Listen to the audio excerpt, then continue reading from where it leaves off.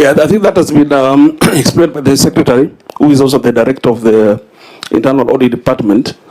And I believe, of course, for us as a committee, we don't have opportunity to interact with all the staff per se, because we operate largely through the committee meetings. We also have our committee meetings where the top auditors from the department come and present to us. So I mean, we may not have the exact view of what we need to have. Is to get the qualifications for the 12 officers working in the internal audit department, because there is that part of qualification and the part of bridging the gap according to the staff establishment.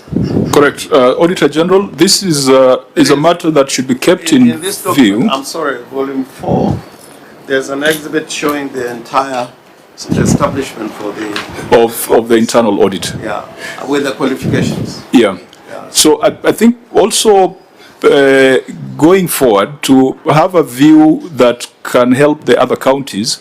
I don't know whether you've got an association of audit committees of the 47 counties, or how you come together. We'd like to get your feedback on effectiveness of audit committees across the 47 counties so that we can tighten legislation. I know there's a problem around remuneration. That's why some counties are struggling to get the right people to sit in those audit committees. But then there's also this other thing of, you are saying what should happen in practice. But if it's not specified in law, then the CEC will just submit the financial statements to the Auditor General without sending it through you. So maybe it can be a conversation at another level where you can lobby the Senate or the County Assembly on the relevant legislative amendments. I agree with you, Chair. In fact, as a matter of fact, there's an ongoing review of some of these requirements of the PFM Act regarding the internal audit functions, both for the national and the county government, because this is a weakness that has been noted across the board, both at the county level and also at the national level. Okay, Governor, if your internal audit function is working well, these issues of verification of pending bills, issues of HR and verification of your staff, internal audit is able to do some of these things, flag them early so they don't arise when you come to the Senate. Let me, you may have a seat, FCPA. Again, two other issues that are in this report relate to the climate change regulations and climate change funding. The Auditor General indicates that during the period of the audit, Siaya County did not have climate change, did not have regulations under the Climate Change Act. Now, I say this aware that as we speak, the 47 counties are meeting at Hotel Kempinski to address the implementation of FLOCA. And I believe that there must be a representative from Siaya County in that meeting. How can we not have regulations? Because it is those regulations that underpin the fund. How can you have a fund without regulations? Can we just deal with those two issues? They are two separate issues, lack of funding and lack of regulations. Well, we don't have regulations as noted in the audit query, but we are at an advanced stage of preparing these regulations. And maybe the next, if we are given a timeline, we can be able to come before you next time with those regulations in place. What is a challenge on the regulations? Because the rest of the counties have come up with regulations. I know that under FLOCA there was some funding for capacity for counties to come up with the relevant legislation and regulations. Why is Siaya an outlier? I think in terms of application and implementation of the FLOCA program, from the funder, we are doing quite well. In fact, Siaya has been getting additional funding, including this current financial year. We got an additional funding of over 100 million. That is because we have observed strictly their requirements. But I agree with you entirely that we should move with speed to have these regulations in place. I have no excuse at all. They should be in place. Governor, I think you will need to educate us. Which comes first? Is it the fund or the regulations? I know we've had this conversation for a long time in Parliament, that if a fund is to be established, it is the regulations that operationalize the fund. How then are you running the fund if the regulations do not exist? And it is the problem with the National Climate Change Fund. In 2016, when we did the Climate Change Act, when you were in the Senate, we said that there was going to be a National Climate Change Fund. To date, it has not been established because regulations have never been brought to Parliament. How can Siaya have a fund that is operational without regulations? Well, that will fall under the general spirit of the law.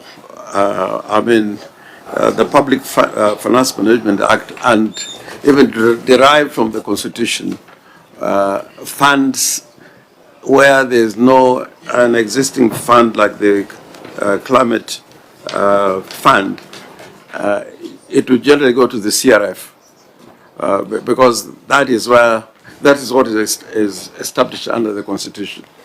But now we have a requirement by the funder that we must create a special purpose account in order to be able to,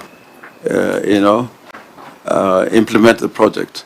So we have a fund or a special account, but that is on account of the funder, not on account of operations of the laws of Kenya. Obviously, even a fisherman like me knows that the spirit only comes in when the letter is unclear. The letter is that a fund is operationalized by regulations. And a fund and SPA are different. The SPA is just an account, a bank account. Or maybe we are asking the wrong question. Auditor General, was there a fund? Was there a fund? Actually, there's no fund. There's no fund. Yes, Chair, they do have a fund and we actually audit it. So there's a fund without regulations? Yes. Siaya County Climate Change Fund. Senator Mwaruma. Yeah, Chair, because the act is already there. The Siaya County Climate Change Act of 2021. Now we need to pin the scene on the sinner, because since 2021, the CEC member in charge of climate change was bequeathed to the responsibility of making the regulations, but he or she has not done that. You know, there's a breach of the law. So to mitigate it, I don't know how we need to give some sanctions to that person who dropped the ball, the CEC in charge of climate change, so that we can mitigate on the breach of the law. Yeah, so that was a regulation-making entity. It was a CEC in charge of climate change. But again, control of budget. How do you have a fund established without regulations? Okay, to make a note on that, I don't think whether the controller will approve any money like the funds without an act. So I think there is an issue. The act is there, yeah, but the regulations establishing the fund have not been done. She can't be able to authorize the money when the regulations are not there. So Auditor General, there is an issue on that. Can you confirm whether it is a SPA that they are calling a fund, or it is a real fund? Because a fund cannot exist without regulations. And if CI is doing that, then they are grossly in violation of the law. And as Senator Mwaruma says, we need to pin that on the offender. And we must also talk to the National Treasury, the Climate Change Directorate, and ask them why they are making disbursements to a county without a fund. Even though one of the issues here is that the disbursements from FLOCA did not come to the county. Most likely it's because of non-provision of the regulations. Please keep this in view, Auditor General. You can do some depth and control of budget. Please find out whether it is true that a fund exists without regulations. There were a few other things we could have addressed, but we have only 1 minute to our stoppage time. The issues that we have not dealt with can be kept in view. County Assembly would be happy if you could share with us your adoption, the minutes or the Hansard for adoption, because I believe that when you tabled your report, there was some debate on the report, so that we can take into consideration your report, the debate by the members,